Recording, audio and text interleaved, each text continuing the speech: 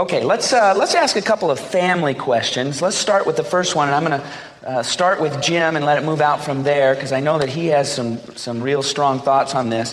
What's the best piece of advice for parents to first teach their teens about finances and financial responsibility? Maybe include the 70-10-10-10, but they also said, but beyond the 70-10-10-10, what are your thoughts on teaching kids about money and financial responsibility and that type of thing? You know, that simple little plan I give is probably the best. But then ownership in a piece of property, it doesn't matter how small or it is, right? Get the kids finding something to buy, to own, either collectively or individually. You know, there's nothing like it. You know, this is mine, I bought it, I'm paying for it. You know, something tangible. Something tangible. Sometimes if you put your money away, yes, it'll grow. If you put your money in something, yes, it will increase. But there's nothing like ownership, whatever it is. And of course, I'm big on real estate.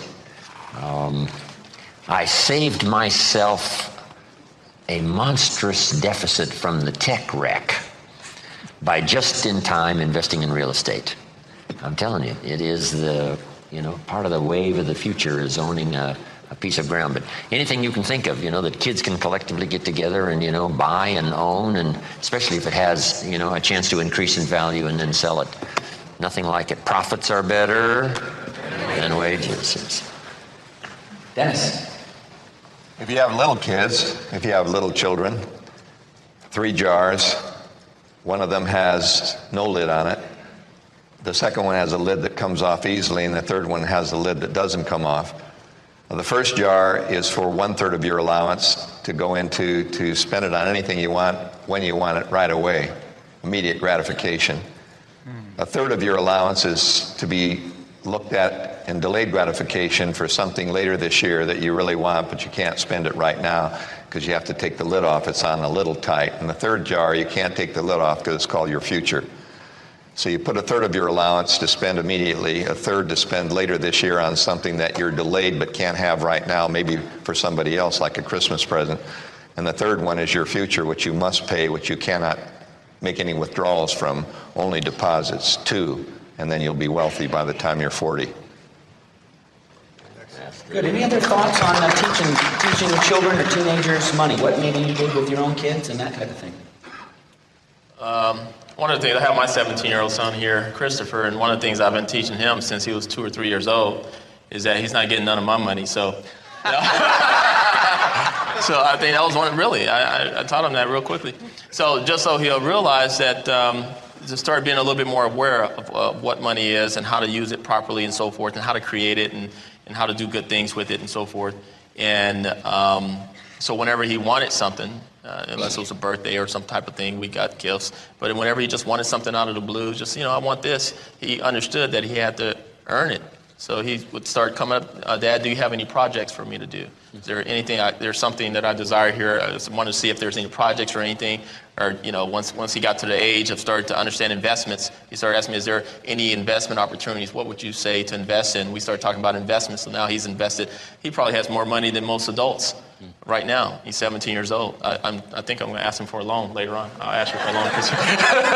Does Christopher ever do like my Christopher does, and my girls too? They come up and they say, do you have anything we can do for money? And I say, sure, why don't you do this or do that, and I'll pay you, X amount of dollars. And they say, well, do you have anything other than that I could do for some money? They work down to the lowest common denominator they can get away with. So they will do that for sure. And I do what Charlie Tremendous Jones said the other day, is that I started actually early on. Christopher would come up and ask me if there's any projects, and I said, there's so many projects I'm working on right now, I'm not going to get a chance to research all these books. And so I would get him to start researching some books and reading them and doing these book reports. And that got him into the personal development type of situation. So that was a good point. Then he started negotiating the prices, after he learned how to negotiate and so forth. So, especially after he learned the colors, then he started working me real good. So anyway.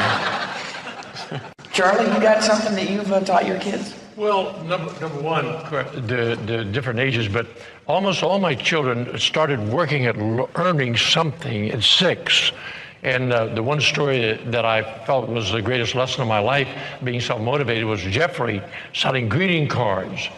at age 6, and what I went through getting him to learn, I take the knocks. And we've done this with all of our children, because you'll learn to manage your money a little better when you learn to earn it.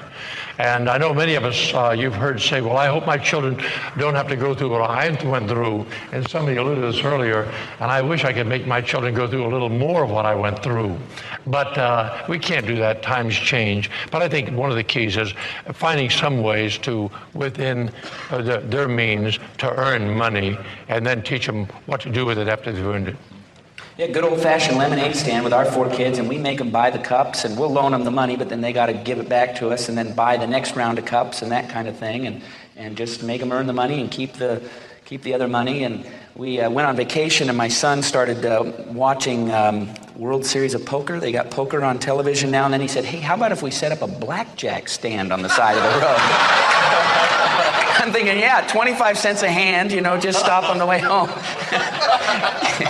Kids, they got ingenuity. So anybody else have some other tips that you have for kids? Donna? I think a real basic is a checkbook, or pretty much now it's the management of an ATM card. but a real basic. My son said, why do I need a checkbook? I'm not going to be writing any checks. I said, 1, you may be, and 2, you're going to use the ATM, and you have to know how to balance that statement, and that's a basic for living.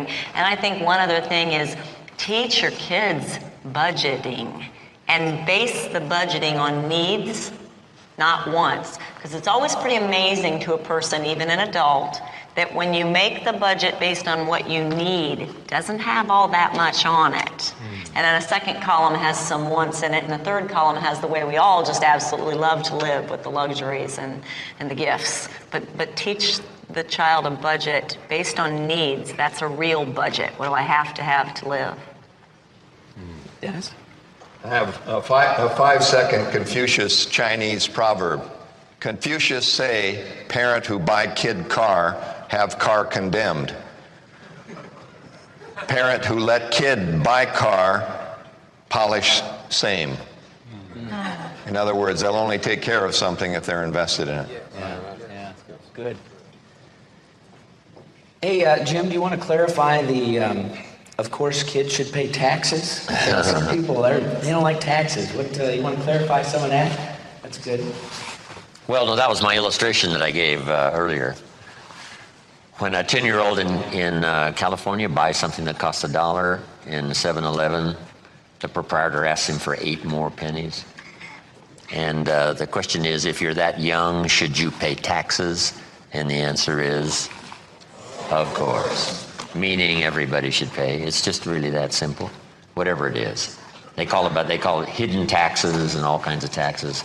But that's how things are done. Yes, it's misused, and yes, it's abused like every other industry, every other business, the government, And we all have to watch, right? That we don't misuse, that we don't abuse, that we're not careless. We must be careful. So the government is in the same position.